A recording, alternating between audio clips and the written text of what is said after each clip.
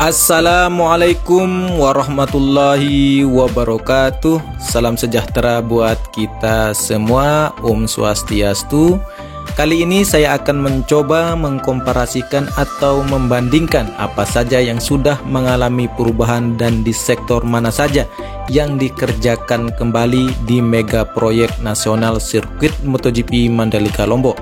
Kita mencoba melihat bersama-sama dan menganalisis bersama juga sejauh mana capaian pengerjaan oleh PT Wijaya Karya dan PT Bunga Raya Lestari dalam membangun dasar sirkuit MotoGP ini. Untuk itu, mari kita lihat bersama-sama before dan afternya.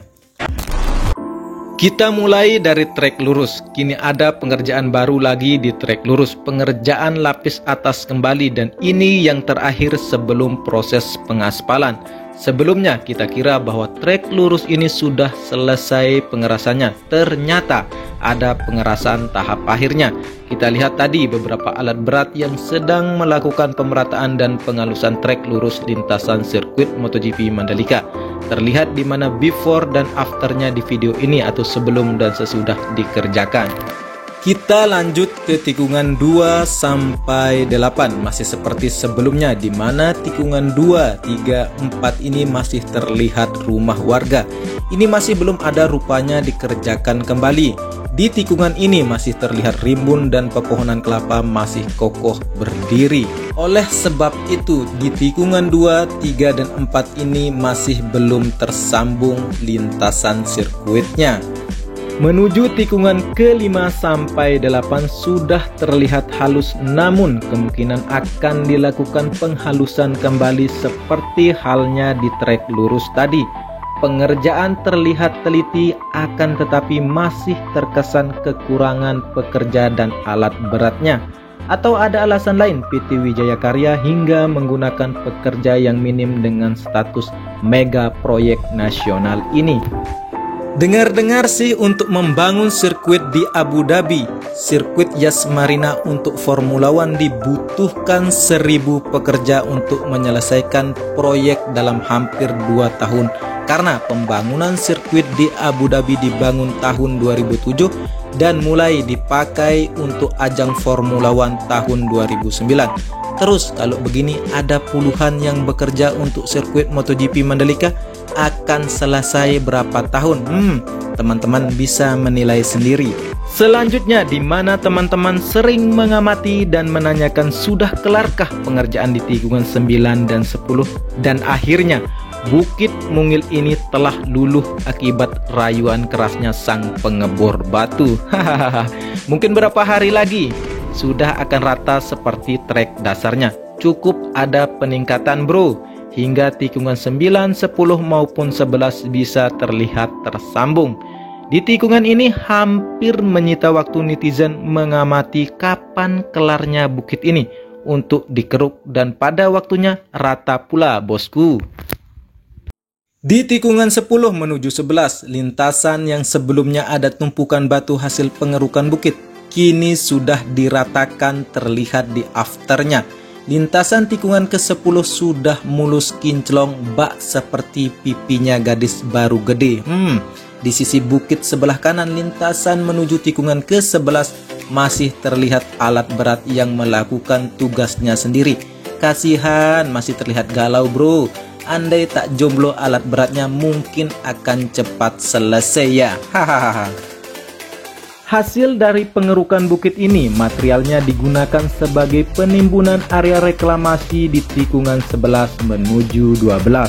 Proses pengerjaan memang harus dikerjakan dengan ekstra teliti, karena di trek 11 menuju tikungan 12 ini adalah puntur tanahnya yang dulunya tempat singgahnya air pasang laut, sehingga harus diganti tanahnya dengan kondisi yang lebih baik lagi.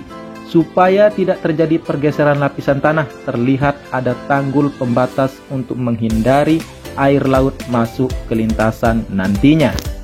Aktivitas pengerukan di tanggul ini terus dikerjakan dan masih alat pengerukannya jomblo lagi bro. Walaupun truknya sudah tak jomblo lagi, proses penimbunan ini akan terus dilakukan sampai merata. Tidak ada lagi ruang tanah yang akan bergeser karena kelembapan air. supaya nantinya tidak ada pergeseran aspal. Karena kita tahu bahwa bila dikerjakan dengan tidak baik, maka lintasannya akan bergelombang.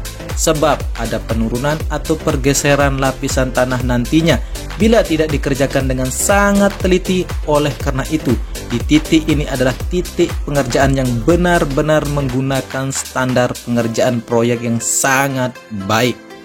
Terlihat truk yang terus sibuk mengangkut material untuk menjadi bahan timbunan.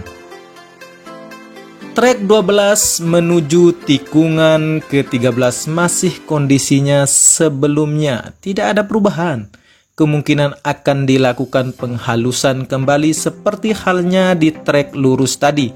Menuju tikungan ke-13 yang berbelok ke arah kiri, kita lihat bersama-sama di mana before maupun afternya di video ini masih belum ada perkembangan, di mana jambatan masih ada.